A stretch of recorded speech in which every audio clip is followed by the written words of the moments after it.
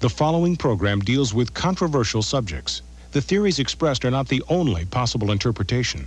The viewer is invited to make a judgment based on all available information.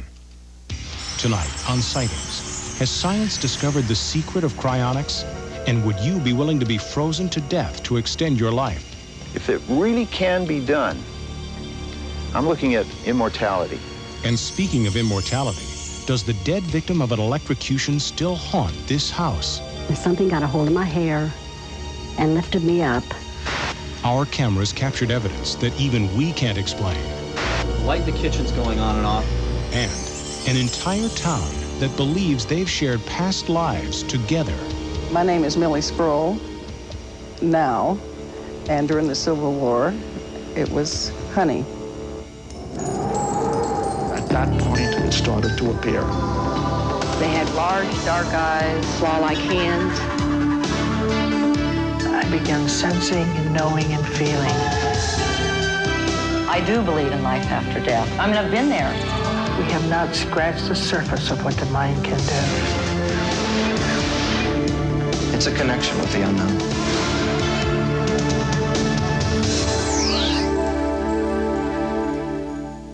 Is it possible to cheat death? Can we be brought back to life months, even years after dying? Well, there are scientists who are betting on the fact that one day death won't be permanent. And some people are taking the biggest gamble of their lives. They're being frozen and mummified in a quest for immortality. In January 1985, a severe blizzard hit Milwaukee, Wisconsin. At the height of the storm, 2-year-old Michael Track wandered outside his home. Within minutes, he was frozen solid, but miraculously, he was brought back to life. He was, without any question, dead at the scene, and he was dead for a period of time here as well. But knowing that, because of how cold he was, knowing that you're not dead until you're warm and dead, we knew that we had to give him the chance that he deserved. Michael's complete recovery astonished his doctors, and he is now living proof that a frozen human was indeed brought back to life. It's an exciting possibility for science. The resuscitation of a frozen person has inspired some scientists to try to take the process one step further. Cryonics is the extremely controversial science of freezing a person's body, or just the head, immediately after medical death. The hope is that someday they can be unfrozen and brought back to life. Cryonics is an experimental process, and it's experimental because we don't know what the ultimate outcome is going to be. We have a different opinion about where you draw the line between life and death. I don't think you can get dead people back to life. That's impossible. They're dead. How could you? I don't think that these people necessarily are dead. Once a cryonics patient is declared legally dead, the body is connected to life support systems.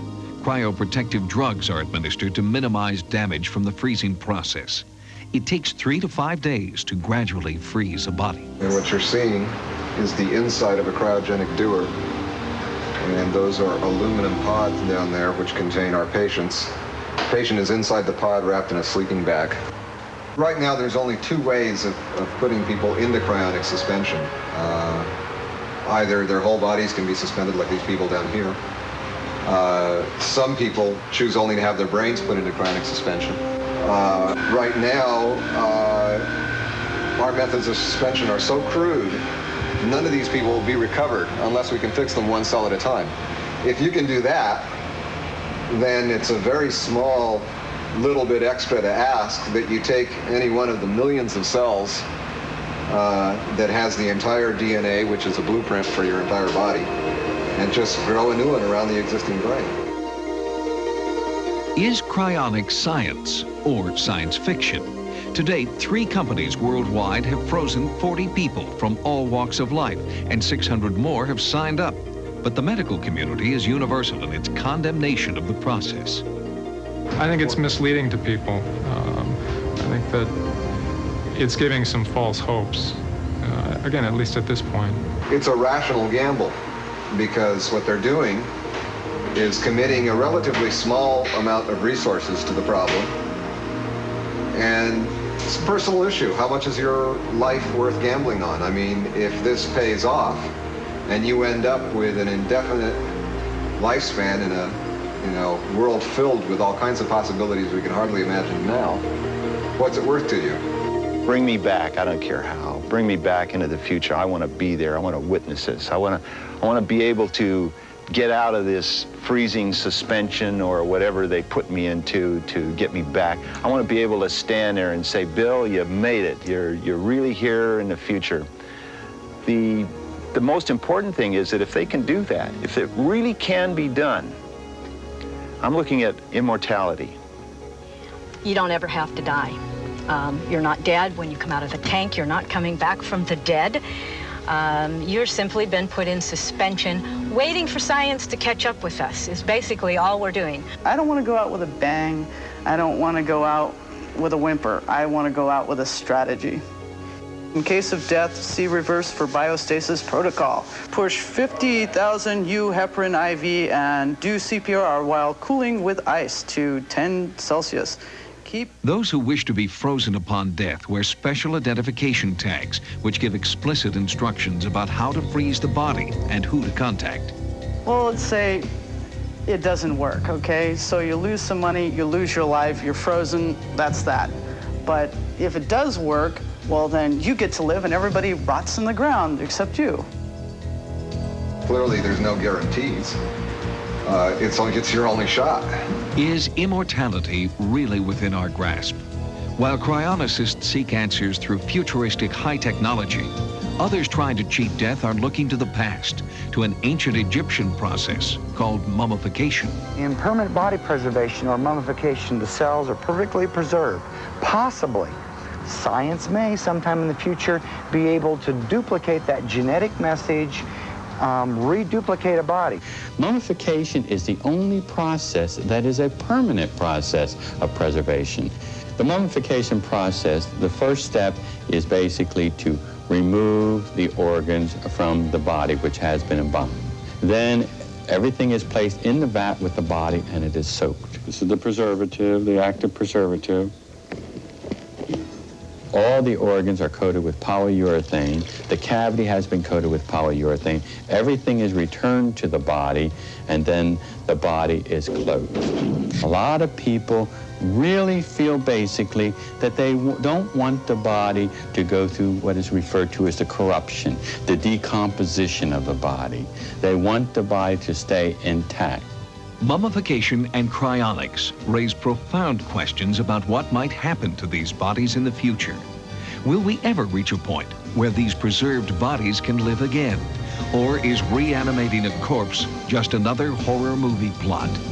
Some scientists believe it is the new reality of future generations. Coming up, does the dead victim of an electrocution still haunt this house? Our cameras captured evidence that even we can't explain. Light in the kitchen's going on and off. Ghosts. Many parapsychologists believe that they're collections of electrical energy, and conventional scientists agree electromagnetism is all around us. But paranormal researchers take it one extraordinary step further.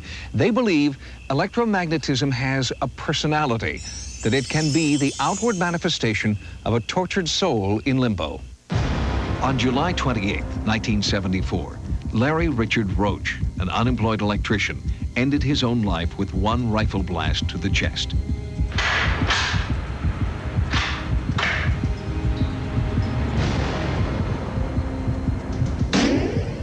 Before his suicide, Larry Roach had been severely injured on the job. Electric shock had left him physically and mentally disabled. He had seizures, was emotionally unstable, and when his wife left him, Larry Roach became despondent and took his own life. Today, near Dallas, Texas, in this quiet neighborhood, a new family lives in the house where Larry Roach committed suicide. It was supposed to be the Lemonis family's dream house. They finally had a backyard for the children and plenty of room. But their happiness has been short-lived. They believe something is trying to force them out.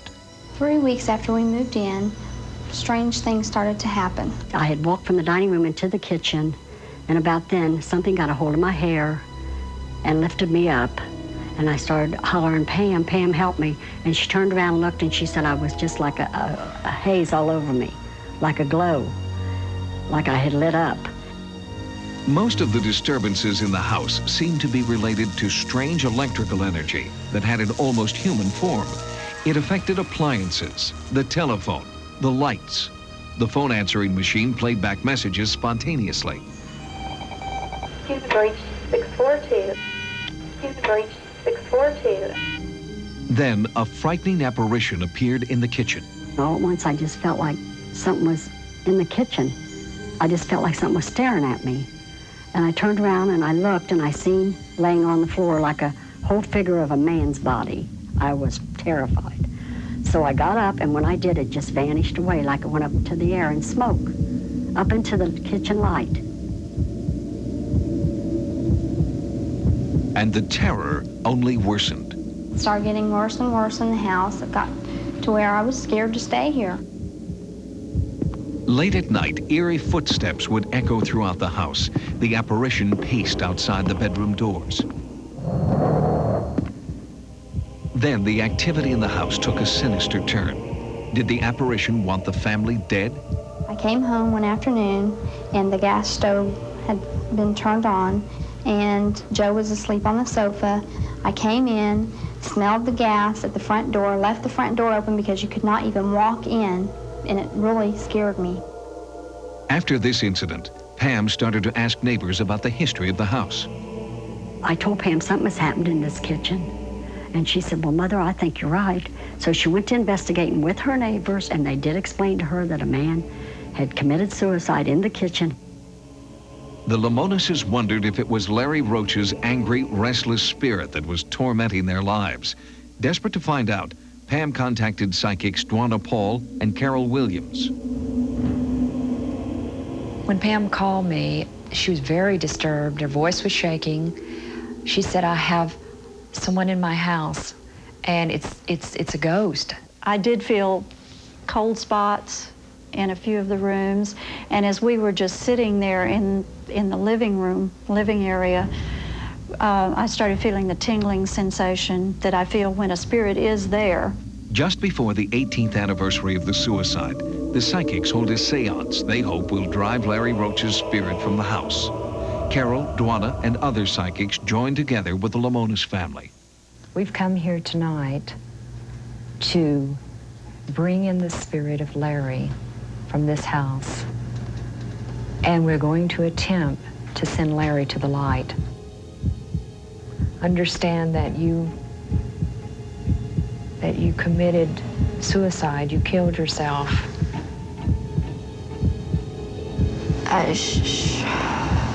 Pull that trigger. A rush of energy fills the room. Pam feels something touching her. He wants to touch my ear. I don't know. Larry, we know you're here. There's no reason for you to be in this house any longer. It's time for you to move into the other dimensions of light. You can no longer stay here. Move toward the light. It was a good seance. I could feel it. I could feel it when the chairs were shaking and everything. I knew it was here, but it did not leave, and I don't think it's going to ever leave this house because it kept saying over and over in my mind, this is my home, this is my home. To see if a spirit could be inhabiting the home, a sightings camera operator stays at the house, alone. Okay, there's an awful lot of static electricity in the air right now. Seems to be coming from that tool shed. We found out later the tool shed was the last place Larry Roach was seen alive. The dog's barking at something. There's nothing there. 3:30. I just felt something in the air around this area here, in this hall. The flashlight's going out. I don't understand because I just put batteries in it. The light in the kitchen's going on and off, but I'm not touching it. It's 5 a.m. right now. There's a weird smell. I don't know what it is. There's a lot of electricity in the air. More now than before. The warning light on the camera's on. Why are the batteries dying? Larry Roach seems to have made his presence felt, even to our crew member, and the Lamonises still fear the unearthly phenomena in their home. In the coming weeks, we'll return to Dallas for an update. Coming up next, an entire town that claims to have shared past lives together. My name is Millie Sproul now, and during the Civil War, it was Honey. Our investigation uncovers startling evidence of reincarnation. When Sigmund Freud first introduced his theories about the importance of hypnosis, he was laughed at and ridiculed by his colleagues. Since then, hypnotherapy has gradually gained widespread acceptance. But now, a controversial new type of hypnotherapy is once again asking us to look at our lives in an astounding new way. It's the serious study of past life therapy. Even traditional doctors are starting to wonder if hypnotized patients can really recall that they have lived before in a different body. I got involved at first with past life therapy as a seemingly spontaneous or accidental thing. I was chairman of psychiatry, very much academically trained and left-brained. Dr. Brian Weiss is a respected psychiatrist and author of 2 books on past life therapy. No medical organization has come out really and endorsed this. Oftentimes they'll come up to me and say, I've had this marvelous experience, or my patient has, but don't tell anyone. I get that a lot.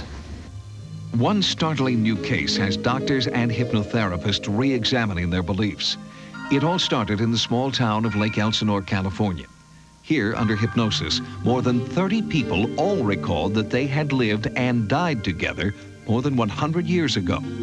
Under the guidance of Marge Reeder, a hypnotherapist for 16 years, Maureen Williamson was the first to speak of this shared past life. There was an incident that happened to me when I was real young, and I was interested in the details. It started initially with a name, and the name I had come up with was John Ashford. She said, oh, he's my husband. Well, that was not her husband's name. And I said, well, where are we? Well, we're in Millboro. In Marge Reeder's practice, it's not unusual for someone to recall a past life, but what happened next startled the hypnosis community. So then she looked at me and she said, I saw Joe back there. And I said, Joe who? She says, Joe Nazarowski. He owned a security office down here on Main Street. Joe Nazarowski came to see Marge Reeder and without prompting told stories that were strikingly similar. During the Civil War time, I went to Millboro, and my primary function there was that in the event that the war were to go badly for the Confederacy, to blow up the tunnels so that they could not use those materials against our military. Marge probed deeper with Maureen, and she recalled that even more people from Lake Elsinore could have had a history in Millboro, Virginia. And then she said, I saw Millie back there. Barbara Roberts was sitting in the room, and Barbara wrote me a note and said, ask her if I'm there. And I said, is Barbara Roberts back there in Virginia? She says, yes, she's my mother-in-law. She's John's mother. And from there on out, it just snowballed. Maureen, who was the first to speak of Millboro, brought her husband in to see Marge. Under hypnosis, he recalled that he had been Maureen's lover in Millboro. Marge and I have found out under regressions is that I am still in love with a lady, and I always have been for 130 years. The Civil War, for example, is a very popular period. A lot of people have been there. I have people finding their own grave sites. They find their names. They know their way around, and they've never been in that area before.